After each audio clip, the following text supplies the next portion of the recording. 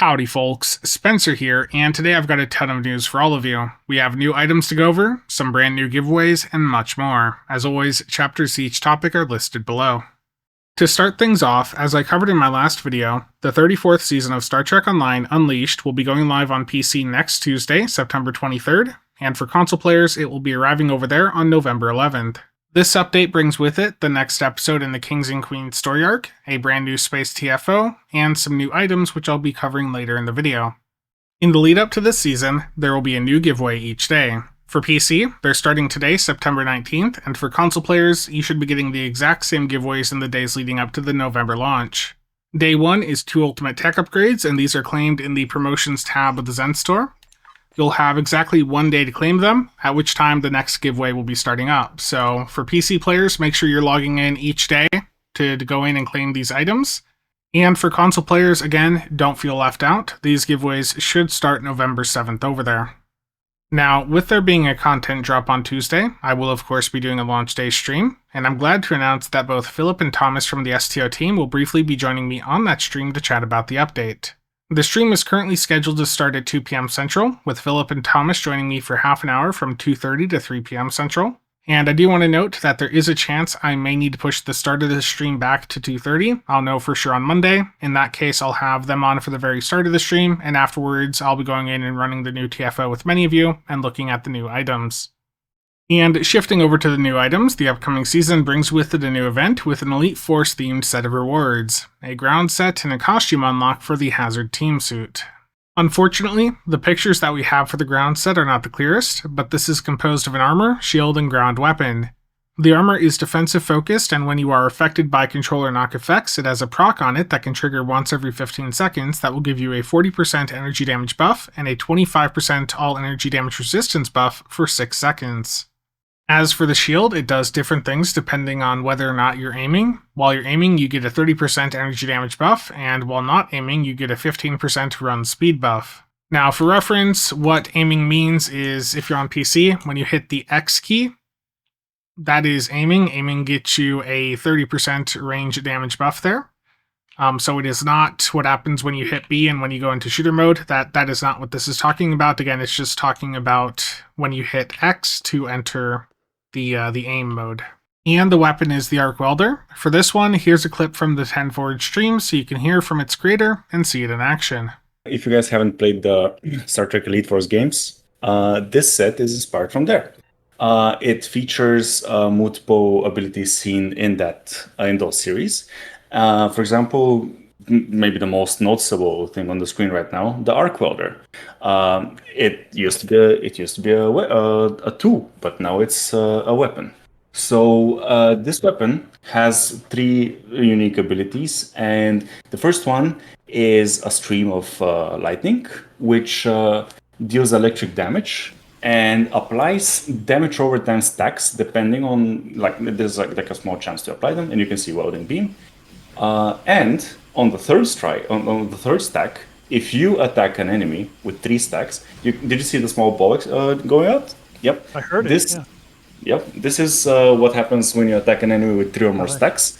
The enemy basically overcharges and releases the lightning around him, dealing damage and having a chance to stun. You can see the guy on the left is already stunned.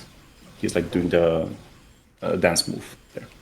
And yep, that's for the first ability. The second ability is a simple AoE, which deals damage and also has a chance to stun. You might have noticed this weapon is really focused on crowd control, because if you get shocked, you know what happens.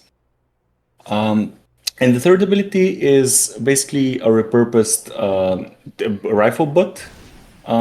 It deals electric damage alongside the physical, and it also has a big chance to stun, 35% chance to stun for 4.5 seconds. Yep, you can see this guy stunned.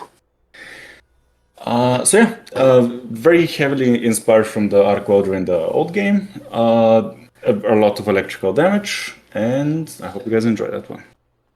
And moving over to the set bonuses, the 2-piece is Anabolic Protoplasm. This is a passive, and when your health falls below 30%, it triggers a heal for 20% of your max HP per second for 5 seconds, taking you back up to 100. But I believe they said on the stream this can only go off once every 2 minutes. And the 3-piece has got a lot of discussion online because this is TED, and while aiming, Borg enemies can no longer adapt to your weapons. So a lot of people are really excited about this. Realistically, this isn't going to matter too much for endgame play, but for those of you that just don't want to worry about the Borg adapting at all, that is another option for you. Overall, this is a nice themed event reward. If you're able to play during the event and can get it for free, then I'd recommend you go for it. But with what I see here, I don't think that this would be worth buying out, especially if this has a 6,000 Zen base buyout cost like prior season events. It looks like a fun set, but nothing that's going to shake up the ground meta. And heading over to the Lobi items, we have some new costumes, ground gear, one space trait, and some ground non-combat pets. And thanks to Niak over on Reddit, who has a great thread compiling all of this, which I'll have linked below if you want to take a closer look. Okay, so uniform-wise, there's a 32nd Century Federation dress uniform, like what you saw Michael wearing in the show. Then there is a Breen armor that also has a uniform associated with it. Now for the armor, doesn't really look like anything that special, but it does have a unique feature built into it, Cloak and Dagger. This is going to give you stealth, amplify your pull-around damage, and run speed. It will then give you access to Frigid Martial Strikes for 15 seconds, and you can use it once every minute. And here's what that looks like in action. So here's the Cloak and Dagger ability you can use. We got custom stealth effects for it. And then the button itself turns into basically a version of Sweeping Strikes, right? But that you get for free, and does cold damage pull-around damage in addition to melee. So to me, that looks like more of a for fun sort of armor if you're doing a theme setup with the Breen stuff, so not something that most people should be concerned about, but that is an option for you. And next is the 32nd Century Phaser Rifle. This has the ability to swap between a rifle and a pistol. The pistol mode can expose targets, while the rifle mode can exploit. When doing the transform mode, it will EMP and debuff nearby targets, along with giving you a 30% Cat 2 bonus energy damage buff for 8 seconds. The trade-off with the transformation mode this weapon has is that it cannot be holstered. Overall, it looks like a fun weapon, but at 200 Lobi it is a bit expensive, and it's likely to not perform as well as some of the weapons that cost only 50 Lobi. And after that is 2 new kit modules, both of which should cost 200 Lobi. One is the Emergency Teleport, and that moves you back 10 meters, placates nearby enemies for around 11 seconds, and cleanses control debuffs from you. And the second is Chronoton Attractor, which is charge-based and pulls the target towards you, dealing some radiation damage and holding them along the way. It also has a chance to expose the target. And here's the visual of the Chronoton Attractor kit module. So it's a really neat animation, and being charge-based, you can go in and use it over and over very quickly. So you can see as soon as it finished pulling, it was already available to hit again against the same foe or a different foe. So I imagine some of you are going to have some fun with that. And while I'm on the ground side, the last thing here is some non-combat pets. These are from the Season 5 Discovery finale, and they've got a few different versions in here with some nice color schemes. So if that's something you're interested in, that'll be there for you. And the final Lobi item here is the only space one, the Enhance and Protect Personal Space Trait. When activating any Captain ability, up to 10 of your pets in a 10-kilometer range permanently gain 10% crit chance, 10 accuracy, and 50% flight speed and turn rate. This does also work with mines, and that buff will stay on the pets as long as they're alive. This is quite interesting, and it's bound to become a core part of any pet-focused build moving forward. Overall, I'm happy to see that we're getting more themed items, and I know many of you will have fun with the event and Lobi gear that they're adding in. I just wish that there'd been a bit more for the space side.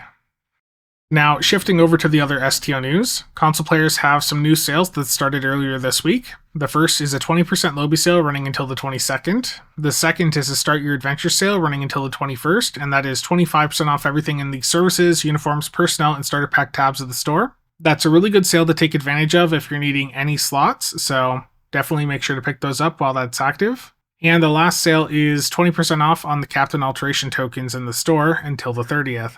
Now, if you're still having issues with the Captain Alteration tokens, please post those issues over in the official STO Discord in the Bugs and Issues channel. That's the best way to get their attention to get those issues addressed. And next up for console players, a reminder that there is currently a Red Alert event active until September 30th, so you still have time to start up today and to get your 10 days of participation in to get an Ultimate Tech upgrade, a specialization point, and an experimental ship upgrade token. And shifting over to the PC news, we have an upgrade event live right now, up through September 23rd at noon Pacific, so if you have any gear you're needing to upgrade, this weekend's a great time to do so. In addition, PC players have an unannounced 75% sale for the non-bundle items in the MUDs market. This has been running since, I believe, Tuesday, so it's surprising that it still hasn't been announced.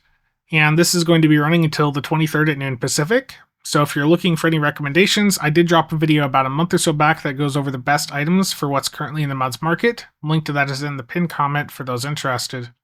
Next up, on the stream, Borticus commented on Hellbore and stated that further fixes to it will come a bit after the new season drops. As such, the Oscar admin team has decided to ban Hellbore runs from being uploaded to the DPS tables for the time being. In addition, all existing Hellbore logs will be purged from the table. Truthfully, we should have acted a bit faster on this one. It just seems to be that Hellbore is a bit more broken under the hood than us or the developers expected. Once Hellbore has been fully addressed and we feel that it is at an acceptable level, we will lift the ban. But that's it for today. We saw a bunch of interesting things announced this week. I do wish, again, that there'd been more on the space side, but let me know what you guys think of everything in the comments down below. And as always, thank you to all channel members and viewers for the continued support. See you guys around.